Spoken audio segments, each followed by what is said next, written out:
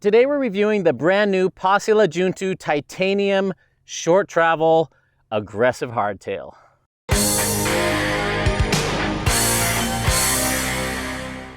You guys know how excited I was about this bike on the first look. Today we're going to take it on the trail and show you what it rides like. This bike has such clean lines. I love the cable routing. Everything just looks tidy. They did a beautiful job designing this. Steep seat tube angle, straight tube, short seat tube so you can run really long droppers, sliding dropouts. I've got them all the way forward because I'm tiny. Let's hit the trail so I can tell you what this thing rides like. That super steep seat tube angle works really well for me. A lot of people aren't going to like it. In fact, this bike wouldn't be right for 80% of my viewers. But for those that it is right for, it is so right. This is a modern bike through and through. That seated position feels really good. They did a great job keeping the head tube long. So even though we have a 120 mil fork, that doesn't mean the front end's super low. We've got a nice tall stack, so I don't feel hunched over in the slightest. I swapped out the fork from the Ribbon SL to my Stepcast 34. I didn't have the huck pucks to adjust that Ribbon SL, and it just wasn't quite working for me. So I'm 5'6". With short legs, I have a 27.5-inch inseam. So I'm mostly torso. So when I'm standing up on a bike, I ride closer to someone 5'10". But when I'm sitting down and pedaling, I ride like someone 5'4". So I really appreciate them keeping the seat tube straight and low. I'm running a 160 mil dropper. I definitely have room for a 180, possibly a 200. This genre of bike is the most exciting genre to me. We've got lightweight, aggressive hardtails that aren't over forked. That means you can rally these things, but they're still light enough and peppy enough to be fun on most trails. This is a long bike. I am barely big enough to fit it. Handles really well. This bike prefers going fast. It's a long bike and you feel it. I don't dare push the chainstays any longer because I already feel like the wheelbase is longer than I want. It gets up these punchy, technical, slow speed things just fine. It's just a little big. And that should be no surprise when you look at the numbers. Long reach, long chainstay. This thing's aggressive. It really wants you to be over the front. If you haven't seen my video yet on modern riding and how it affects hardtails, go check it out. When I'm not completely over the front on this, especially on the descents, it doesn't handle right. And then I'm reminded to get over the front even more than I normally do, and it wakes up. I love that you can fit 2 water bottles in the front triangle, and the top one's really nice. So this bike is just rowdy enough, just aggressive enough in its geometry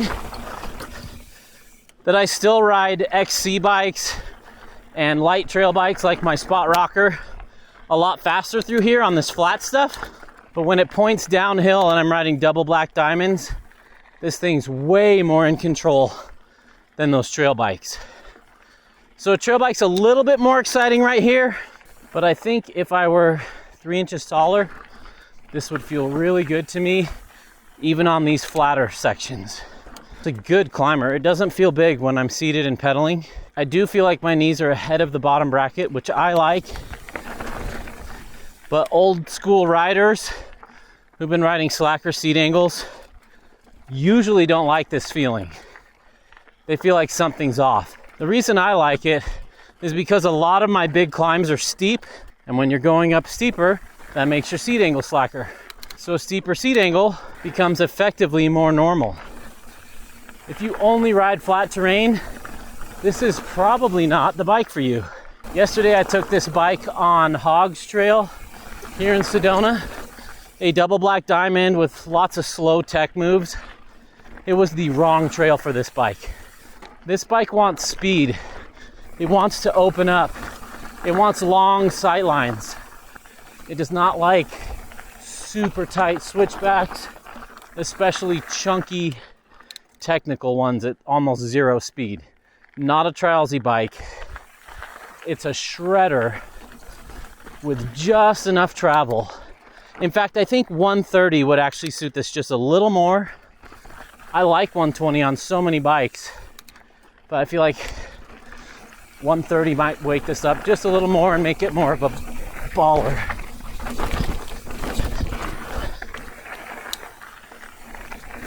Oh, it's fast though when it's open like this. What a cool bike.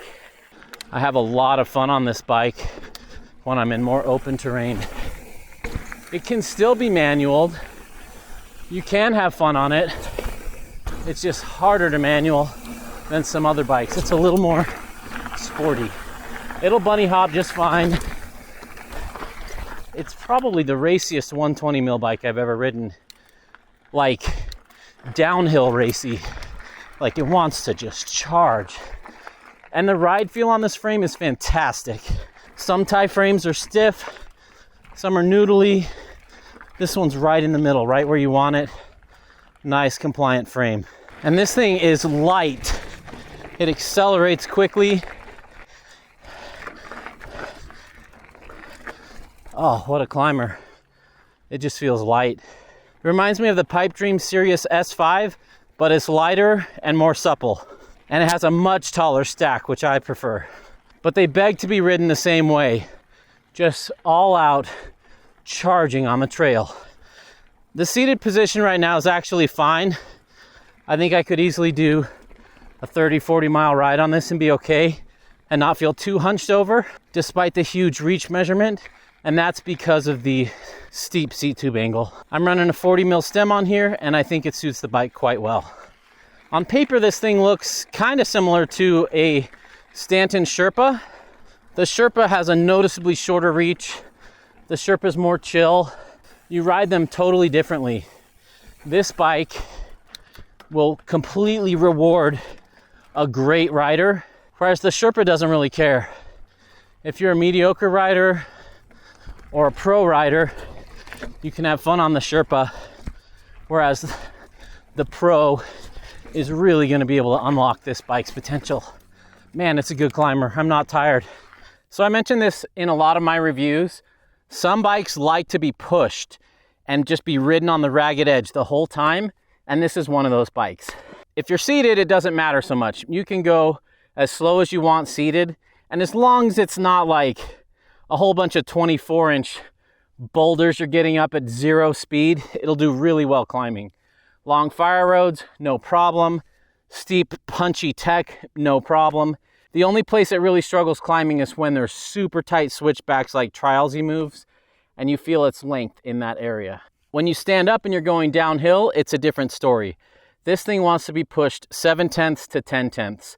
It wants wide open sight lines so you can just let off the brakes and bomb down stuff as fast as you dare. It doesn't do amazing at slow speed, steppy tech, and for that reason, it's not the ideal Sedona bike. But today I've picked a trail that is a little more wide open, a little bit higher speed, so we can see what it's like a little bit more. Whenever I review a bike, I intentionally pick a trail where it's gonna shine. And like I said, yesterday I took this on that double black diamond, and this handled the double black diamond features fine, except for the slow tech ones.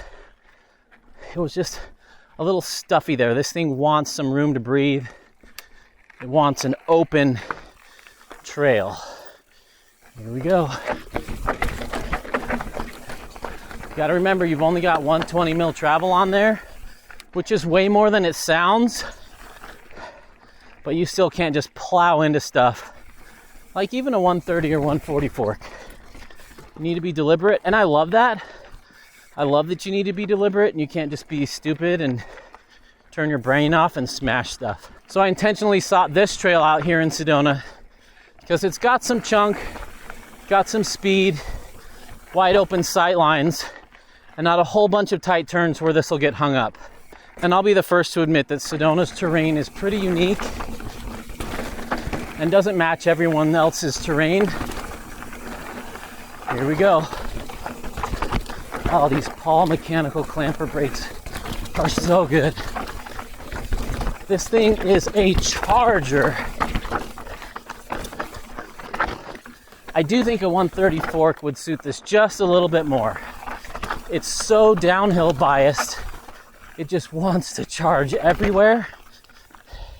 And just another 10 mil of travel would make a difference. It's super composed on the steeps though. The reach is just a tad long for me. I have a hard time staying over the front and just full on controlling it in the super gnar. Woo-hoo-hoo-hoo. That was rowdy. There aren't many bikes I can ride that fast through there, especially with 120 mil travel. I know a lot of you love it when I boil these bikes down into numbers like cornering, 7 out of 10 or whatever. I don't love doing that because it boils down a complex riding experience into this real easy number that doesn't really tell the whole story. On some corners it does really well, on other corners it struggles. So rather than rate this one with numbers, I'm just gonna explain what it's good at and what it's not great at. This thing is meant to descend, and it wants to be going 20 miles an hour or faster at all times, unless you're seated and climbing. If you're seated, it handles a lot like a trail bike. It really doesn't need anything crazy for that. But when you stand up and you're off the saddle, it doesn't really come alive until that 20 mile an hour mark, and then it really comes alive. If I owned this, I'd run it with a 130 fork. It just gives me a little bit more smashability. I love running the Stepcast 34 fork in 120 mode. It's super light. It handles really well for most 120 bikes, but this thing can charge so much harder than this fork can that I think pairing it with a beefier fork like a Helm 130 or a Pike would be worth it for this thing. This bike is slightly too big for me. I'm a little bit too small and I can't quite click with it on the downhills. I think this bike will really come alive in smoother, faster terrain. Something like flow trails or like the UCSC Santa Cruz trails or Southern California stuff where you're climbing up onto a ridge and you're just bombing down 8-foot wide trails where you can pick your line. I think it'd be perfect for that sort of thing.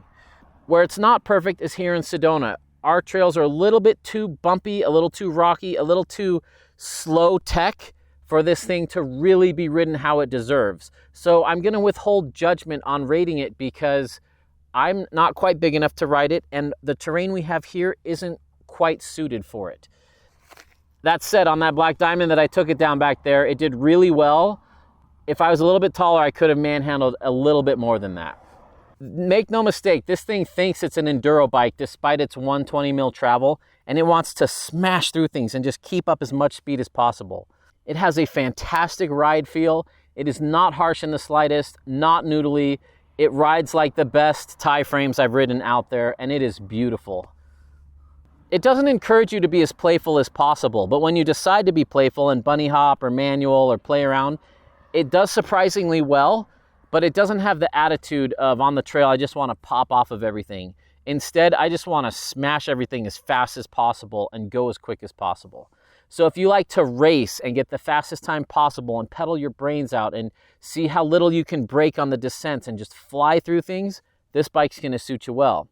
If you like to slow down a little bit more or you're a little bit more reserved and you're not just plowing into stuff and you like popping off of things, I don't think it's quite the right fit for that. Passila makes very serious, fast bikes and they do what they do extremely well, but slow and playful and trialsy is not how I would describe their bikes, including the Juntu. This thing feels like it's got a longer wheelbase than it does. So on long sweeper corners, like at bike parks or flow trails, it does extremely well where there's berms and it's supported and you're not just chattering through stuff. Man, it does well. Where it doesn't do well is those tight, slow speed maneuvers. You can muscle it through there, but tight switchbacks, quick changes of direction in slow speeds, it just feels like a lot of bike to get through that. So this bike fills a fantastic niche.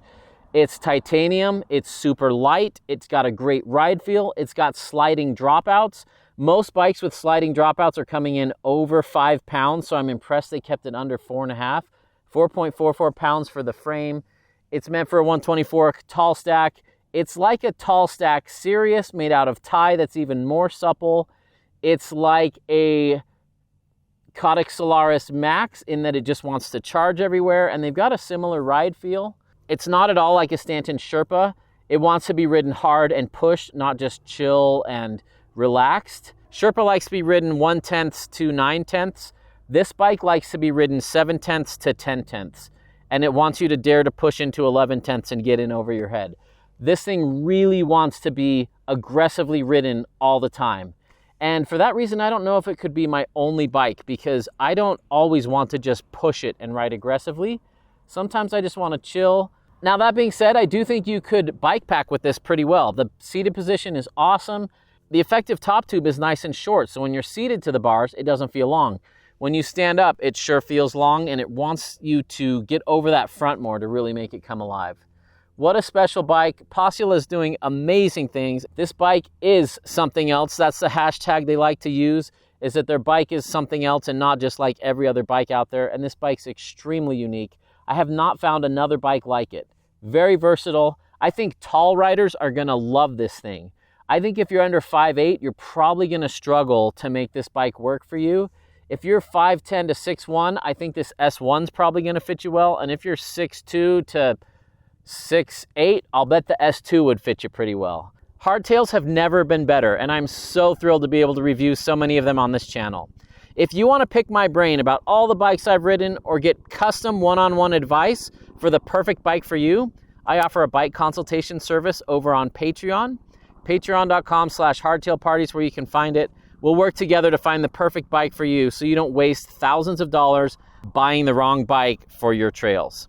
You'd think that all hardtails ride the same, but man, the longer I do this, the more I realize just how different each hardtail rides. Hardtails are awesome. They've never been better. It's the most exciting time ever to be buying a hardtail. You guys are amazing. Thanks for loving hardtails, and thanks for spreading the stoke and telling your friends about this channel so it can grow.